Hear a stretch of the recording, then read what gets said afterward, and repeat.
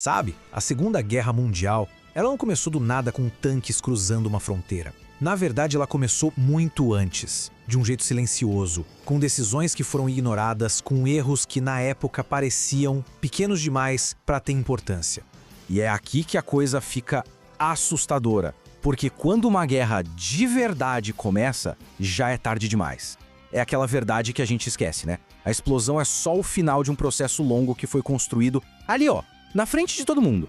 Será que o mundo de hoje está começando a trilhar exatamente esse mesmo caminho? Essa é a pergunta que vai guiar nossa análise de hoje. E olha, a resposta pode ser bem mais desconfortável do que a gente imagina. Então, vamos lá. Vamos mergulhar nesse começo silencioso. Porque se a gente estiver mesmo repetindo o caminho, isso quer dizer que, talvez, estejamos agora mesmo testemunhando algo muito maior se formando, sem nem nos darmos conta.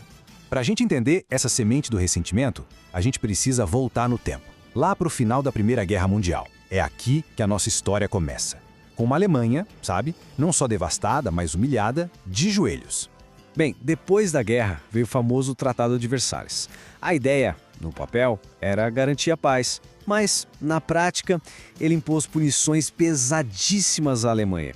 Perda de território, restrições militares, dívidas que eram simplesmente impossíveis de pagar. Ele foi vendido como a cura, sabe? Mas ele não curou nada. Pelo contrário, ele abriu uma ferida ainda maior. É por isso que, na prática, ele não foi um tratado de paz. Foi uma bomba relógio. Pensa bem, em vez de cicatrizar as feridas, o tratado plantou a semente mais perigosa que existe. Um sentimento coletivo de injustiça, de ressentimento. Uma nação inteira se sentindo encurralada. E aqui, na minha opinião, como criador deste canal, é exatamente aqui que muitos conflitos começam. Não é na guerra em si, mas é no sentimento que fica depois dela. Porque esse tipo de sentimento, esse ressentimento, ele não some. Ele fica ali, fermentando, crescendo, e se torna o combustível perfeito para o que estava por vir. Ok, então a gente tem essa bomba relógio armada, mas e o resto do mundo? O resto do mundo vivia numa espécie de ilusão de paz. Acreditavam que estava tudo seguro porque agora existia uma nova guardiã da paz, a Liga das Nações.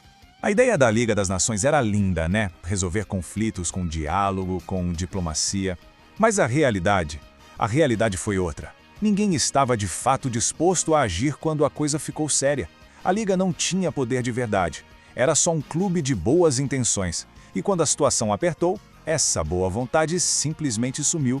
E enquanto a diplomacia falhava, na Alemanha vieram as crises, uma atrás da outra. Colapso econômico, hiperinflação, desespero total. Pessoas perdendo tudo, da noite para o dia. E é nesse terreno, sabe? Nesse solo fértil de medo e incerteza, que soluções fáceis para problemas gigantescos começam a aparecer muito atraentes. É por isso que Adolf Hitler não surgiu do nada, de forma alguma. Ele surgiu porque o ambiente era absolutamente perfeito para ele. Ele foi um sintoma, não a causa. Existia um povo ferido, uma economia em ruínas e uma narrativa prontinha que apontava culpados e prometia devolver a glória. Ele só deu voz àquele ressentimento que já estava lá borbulhando. E na minha opinião, o verdadeiro perigo não está só nos líderes extremistas, mas sim no momento em que as pessoas começam a aceitar esse tipo de discurso como uma solução válida. É aí que a chave vira. É o ponto em que o inaceitável começa a parecer normal até necessário. É quando a sociedade, por desespero, normaliza o que antes era impensável. Certo? E enquanto tudo isso fervilhava dentro da Alemanha, o que o resto do mundo fazia? Basicamente, nada. Apenas assistia. E essa inação, essa passividade, ela cobraria um preço altíssimo. Olha só essa sequência de agressões que não tiveram resposta. Em 1935, a Alemanha começa a se rearmar, rasgando os tratados internacionais. Em 36, a Guerra Civil Espanhola vira um laboratório para a guerra. Em 37, o Japão expande seu território na Ásia. Em 38, a Itália invade a Etiópia. E a resposta internacional? Notas de repúdio, discursos, condenações no papel. Mas ação de verdade? Nenhuma. E aqui que está a lição crucial.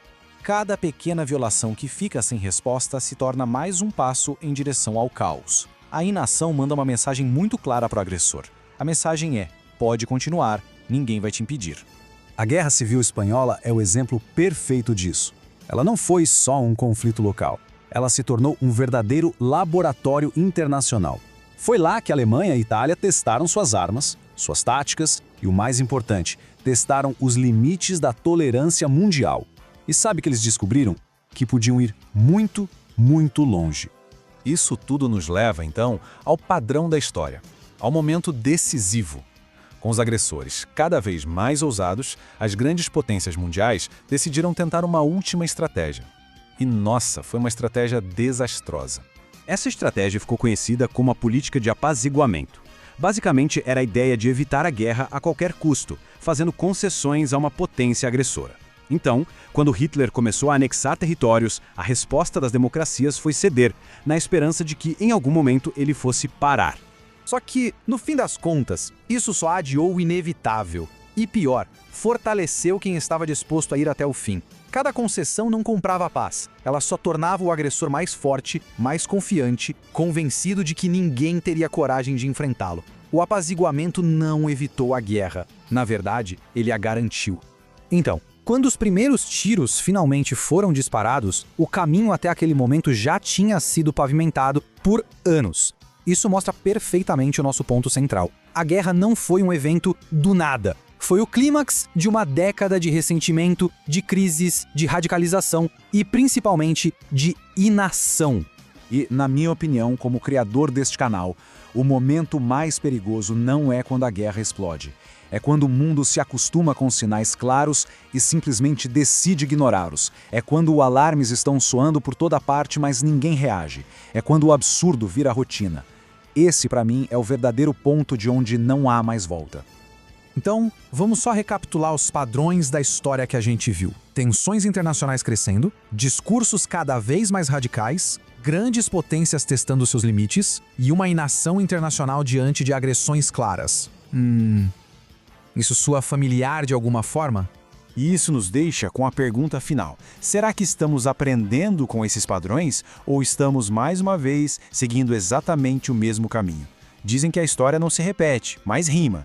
A grande questão é se a gente está prestando atenção nessa rima, nessa melodia, porque se toda essa análise provocou algum incômodo, talvez seja porque a resposta não é tão simples nem tão confortável quanto gostaríamos que fosse.